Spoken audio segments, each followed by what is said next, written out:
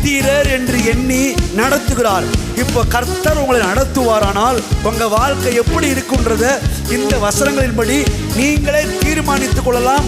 இப்போ நான் சொல்றேன், உங்க வாழ்க்கை ஆசீர்வாதமா இருக்கும். உங்க வாழ்க்கை 100 மடங்கு பலன் கொடுக்கும். உங்க வாழ்க்கை ஐஸ்வர்யமுள்ள வாழ்க்கையா இருக்கும். உங்க வாழ்க்கையில நீங்க மகா பெரியவர்கள் ஆவீர்கள்.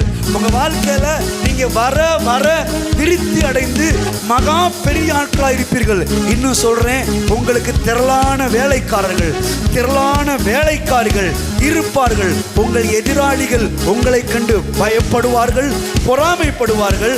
அடுத்த தேசத்துக்காரன் உங்களை கண்டு அரண்டு போகும்படி கர்த்தர் உங்களை உயர்த்தி வைப்பார். அப்படியே உயர்த்தி உயர்த்தி நடத்தி நடத்தி கொண்டு போய் வயசான பிறகும் உங்களை ஆசீர்வாத வாய்க்காலாக அநேகரை ஆசீர்வதிக்கிற ஆசீர்வாதத்தின் ஊற்றாக கர்த்தர் உங்களை உயர்த்தி வைப்பார்.